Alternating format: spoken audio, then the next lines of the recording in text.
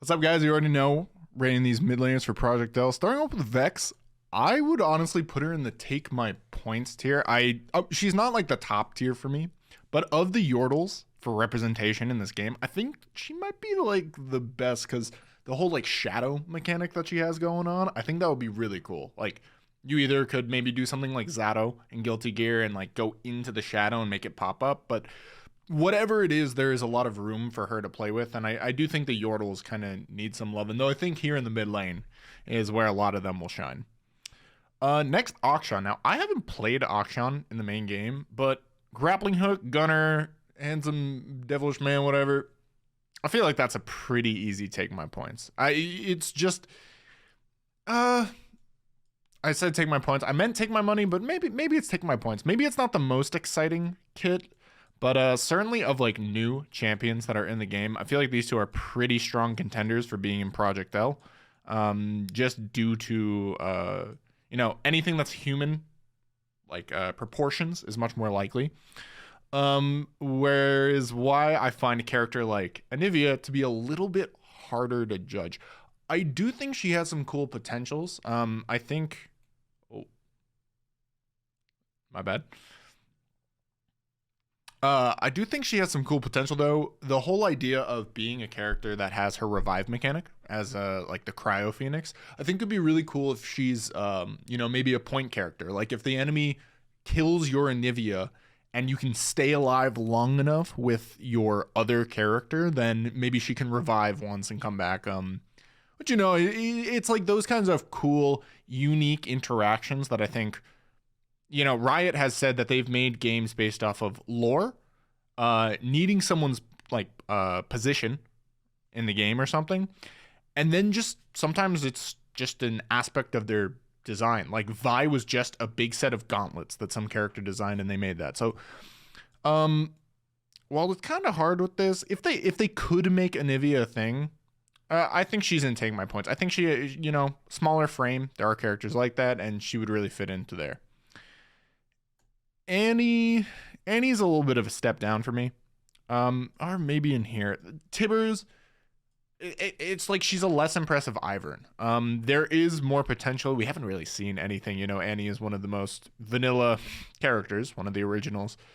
And she could maybe show us some new stuff with her pyro powers or anything like that. But of what we've seen, of what I would even look at her and imagine a moveset out, there's nothing really that excites me that much about her. And we have other characters that can puppeteer things, such as Ivern. But as I mentioned with him in my first previous tier list for the top for the jungle, I feel like Ivern has a lot more potential, and you can check that out to see why I think that. As far as Aurelion Sol, I'm gonna put him in Nido because I think conceptually Aurelion Sol's awesome, big constellation dragon and such. But because of that, like it's not like cool. It's nothing. I wouldn't be like and again, nothing in cool is disappointed. But I feel like you would have to take away so much of what Aurelion Sol is to put him in the fighting game. I mean, he is literally like a constellation celestial being, and to restrict him to the just 1v1 or 2v2 like fighting lane, and size. Like, you'd have to adjust his size.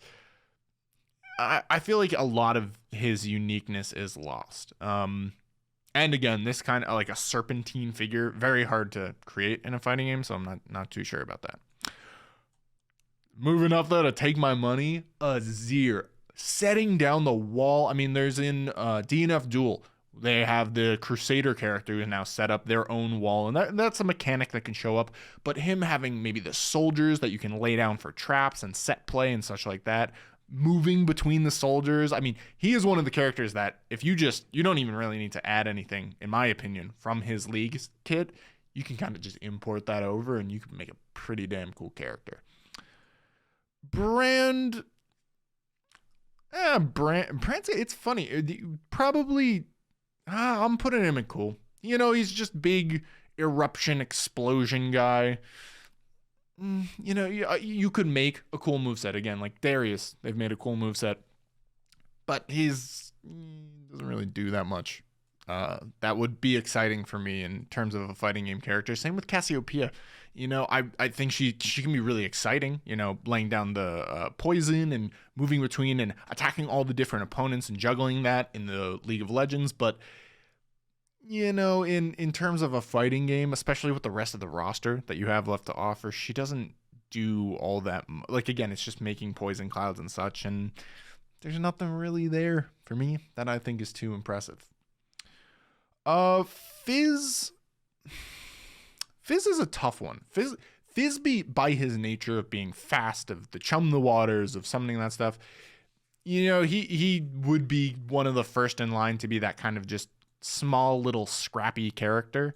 You know, like can flip through things, tons of movement, but probably a little bit squishy. But I honestly would put him in Nito. I'm not even saying that I like Vex more than Fizz, but I think Vex, as far as the Yordles go, would be a lot more interesting. With the shadows and such, like I don't know. Maybe the Shark could come through for Fizz or something like that, but he's just agile Yordle, and there are a lot of cooler, in my opinion, agile characters. Now Gwen's just like a pretty cool design, especially to like the whole like clockwork nature that she's got going on and the giant scissors. She also just feels like one of the characters that they would really heavily lean into. I will say I'm not the most familiar with her moveset or her lore in that case, but you know, gadgetry, whatever it is, the whole scissors, the miss that she makes, it at least it's definitely not the bottom tier that we have going on, but I don't really know too much about it. I'd actually put her more in Nito. I'm not too impressed, just in the terms of what the moveset could be. Heimerdinger, on the other hand, he's taking my points. He's not super excited. Like, he feels like a little bit a less exciting version of Azir, because with Azir can move to his soldiers and command the soldiers and such. And Heimer has a similar role with that, you know, setting up turrets, empowering his turrets, that kind of thing.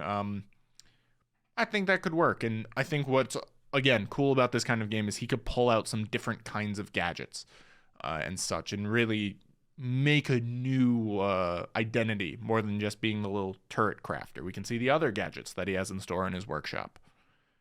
Karthus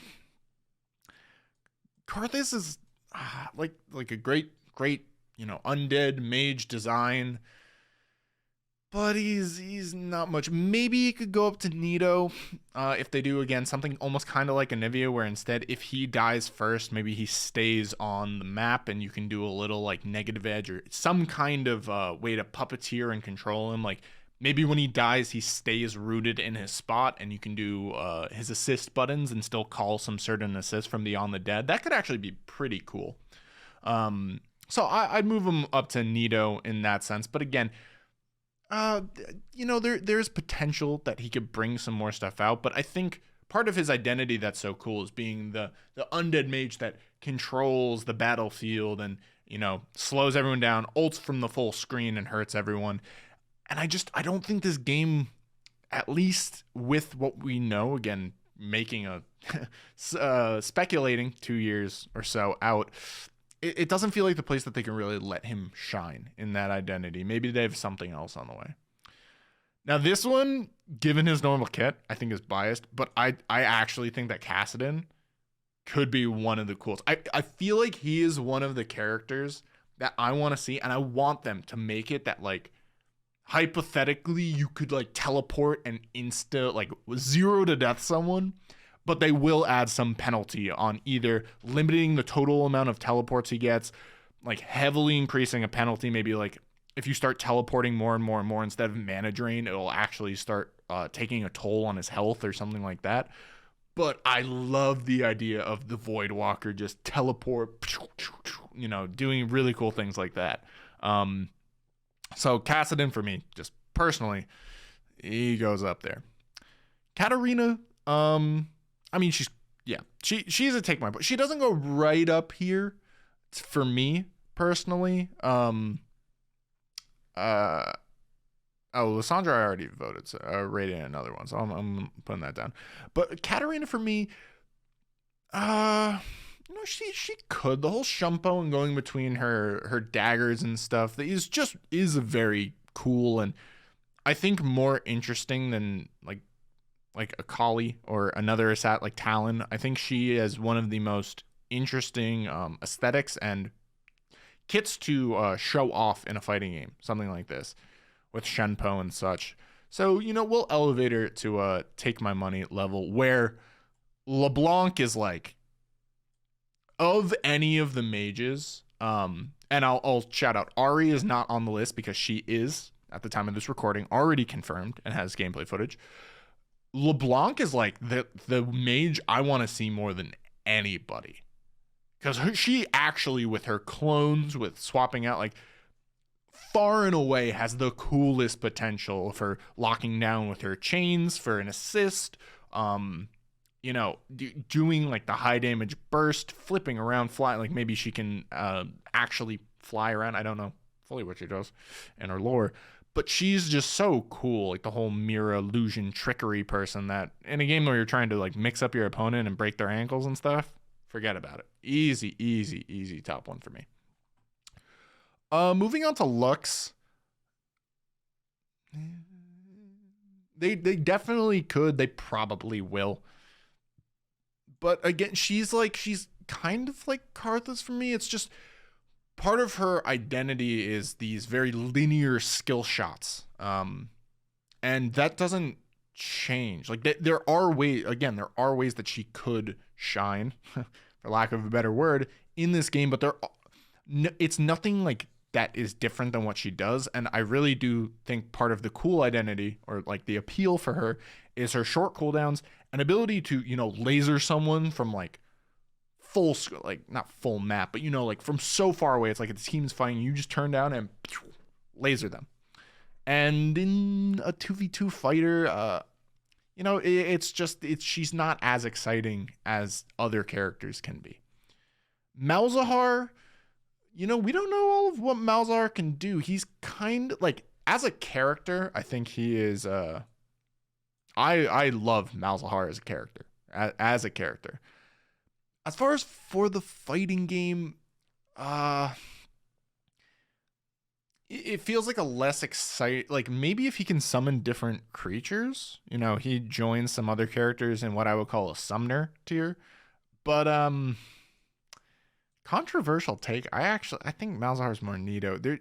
Nothing about him screams. Again, one of his key things is like you have suppression with your ultimate. You avoid getting CC'd with your passive, the Void Skin, and it's commanding these little crabs and such. But just commanding the crabs isn't that much. Like Azir's up here because the potential of what he does with his summons is so cool.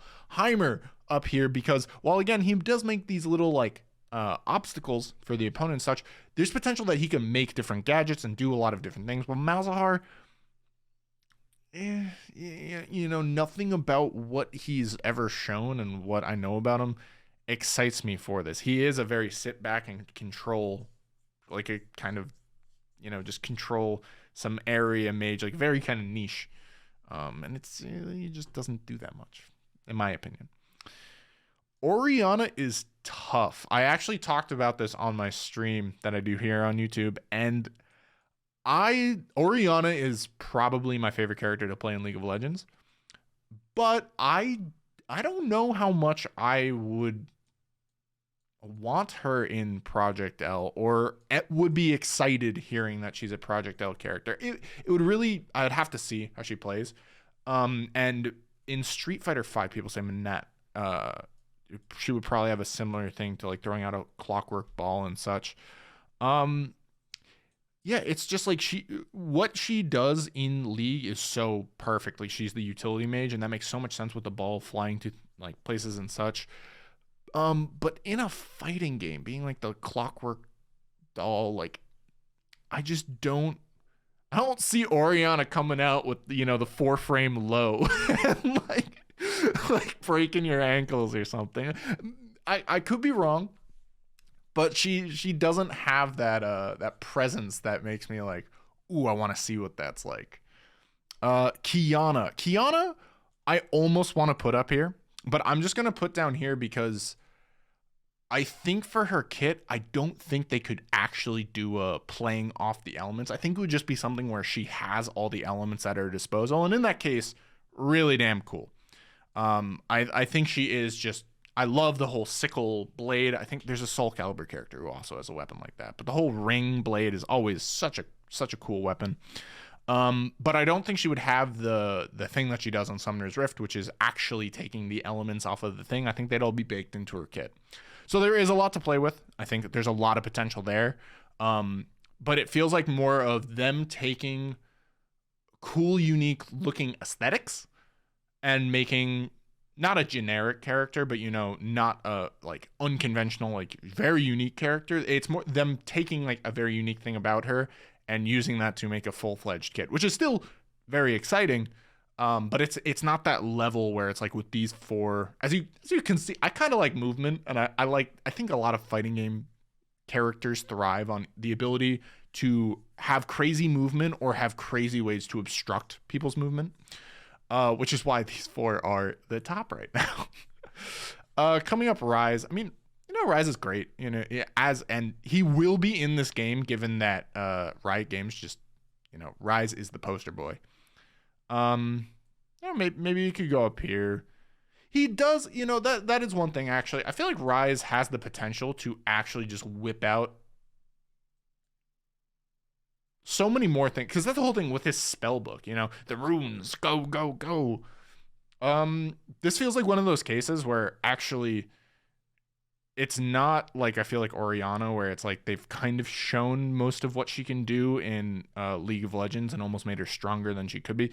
Ryze feels like the kind of character where it's like they've only given us like 4 of his moves out of like the book, you know, like potential is limitless in terms of that. So I will put him honorably in the take my points because he is such a poster boy for Riot, and they would probably put enough love into him to make that all happen. Syndra's another one, right? You know, maybe she has the whole untapped power and she has the orbs that she can bring around. Maybe there's some cool play that they can do. I don't know what it would be personally, how you could bake that into like combo structure or neutral structure that wouldn't be either abysmal or overpowered. But her potential is there. Her potential is limitless, you know, as she would say. And I think she certainly has high potential in this space to be a very cool character and for them to play around a lot with her. Like Twisted Fate is one of those where it's like he will just be a fan favorite. He might not do anything crazy unique, but I feel like he is just naturally going to be a fan favorite because he is just, you know, handsome cowboy man, or, you know, yeah, that kind of thing. But like, look, lady, look, blah blah blah. Again, his kid is throwing cards and other stuff like that, but they'd probably do some kind of thing with him. The real question is if they would put the RNG into his thing. That would make reacting to combo trees really difficult. If it's like you're juggling someone and then you start the thing, and whether it's red card or blue card or whatever card it is that pops up, it could be interesting. But, you know, we'll move them up to Nito just because that actually, as I say that, there's potential for more cards. They can have different effects, and that is a cool door to have you know, open for potential. Viegar, like, no, I'm doing him dirty. He's funny, but like he's Viegar. You know, I'd feel weird if Viegar. It's kind of like Orianna, where I'd feel so like part of what like his identity to me is being like the hippity hoppity evil Yordle. That like if Viegar is just like, you know, wave dashing around, like poking you with a 4-frame jab move, I would be like, that is not Viegar. That is not Viegar. So I think I'm gonna put him there. Vel'Koz, like the Void is cool, but I guess there's like some Marvel character. Isn't there an Eye character? There's some Marvel character actually. I know. God, oops. That they could definitely base him off of MVCI. forgive me, I don't know his name, but he's from the Capcom side. You know, there's that guy, but again, it's like that guy's also silly, and I feel like part of what makes him a possible fighting game character is the way he contorts himself and stuff. They could probably make Vel'Koz cool and keep that, but I don't know. Just I feel like in League, if you're like purple or something, you know, people instantly want to be like, "Oh, you're super cool," and you get put up here. But I don't think I'd place him there myself. Viktor. I mean, Arcane is gonna make sure that he's in it. if anyone that was in Arcane is going to be in this, because they showed off this game using like they led in with part of Arcane and then had Jinx fight Echo. They're gonna do it. And anyway, his whole having his anything that is human shaped is much easier in a fighting game to put in. That is just facts. And he is a human with his hex core and his hand laser, like setting up a gravity field. They had Ari in the trailer like bounce people around with her like flying fire willow wisps. And if you use his gravity field and his hex storm or whatever, I feel like he's another where his kit already is so strong that you could probably make a really cool character, and they can show even more stuff that he has. Probably throw in maybe some unique things that Arcane Season 2 will show us and such. Xerath for me is like, you know, maybe he could maybe he could be a premier zoner, long range zoner or anything. But I'm not too excited seeing him. They'd really have to like prove that he deserves a spot in this game over a lot of these other characters. Because again, he's another where it's like he's the global mage. Part of what makes him so cool is this. He's like he's a guy that turned himself into pure magic, and he will snipe you down from across the galaxy, essentially. So I'm gonna keep him in Nito. I might even put him down to cool, to be honest. He is cool. He is very cool. But I don't really see maybe he can like rain stuff down as a way to like his W can be a way to like keep people out and keep them back as he zones. Could be a thing. So I'll put him up to Nito. Yone, I almost want to put in here. But we actually don't have too many sword wielders that I can think of that would be incredibly exciting. And he has his clone that he snaps back to, right? And if it were just that from normal League, it wouldn't be as exciting to me. But in TFT, that clone will attack. So he kind of falls in the Azir category for me of he could be a pretty cool maybe anchor to have like as a last character, because he might have the potential to do solo mix-up. Like you put a clone on the other side of someone, and that's how you can force like guesses for left right, and you can maybe puppeteer the clone a little bit, but it'll only go out for a certain amount of time before it snaps back and then goes on cooldown. Because that is one thing I wonder if there will be cooldowns in this game. But I like his potential from everything that we've seen with him. He's just damn cool. Zed goes up there too. And hate the choice if you want. Zed's lit. Teleporting with the shadows, ninja. Everything, you know he's coming. You know he's coming because Riot Games wants your, you know he's going to make it. They can print this stuff with this boy. Ziggs. Ziggs is kind of similar to Heimer to me in a sense where it's like, I find him more exciting than Viegar just because, there's potential for him to make more little gadgets. He has his little satchel to bounce around, set up traps. He actually feels like probably like if we're talking about Xerath being an effective zoner, Ziggs feels like he might actually have the good capabilities to become a premier zoner character. And, maybe I'll even, this is something I feel like I don't want to do, because I personally don't think that Ziggs is super cool. He's fine. Like, I like him. He's a good design. But, like, of course, like Orianna, Malzahar, I like a lot of these characters more. But I'm going to put him in Take My Points, because I think of these characters that we have down, and I have a penchant to be like, oh, I really want these fast movement or such and such. He has maybe the best makings of a traditional zoner.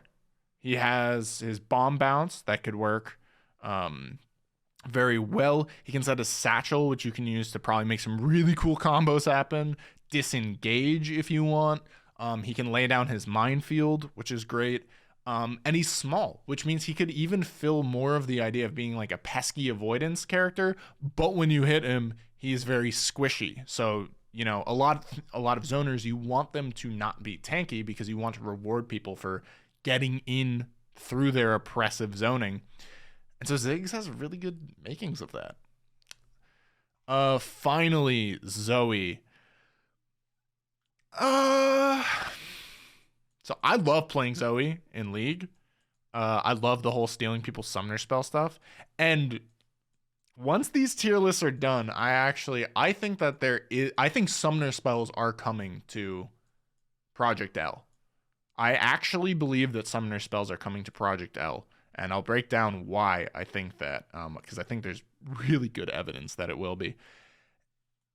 I think Zoe, with that in mind, she goes to Take My Points. I'm not going to be crazy enough to put her in Take My Money.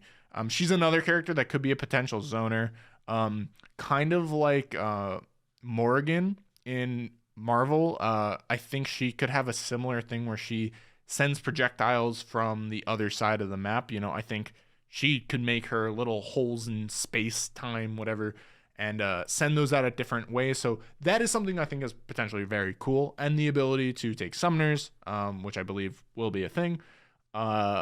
It's enough to put her in Take My Points, but she honestly could go down to Nito. I think it'd be neat to see what she has, but I do feel like especially these characters have way more potential, and I think a lot of these ones do as well. But I feel like when I look at her, I think she has more potential than these ones because of her things to do that.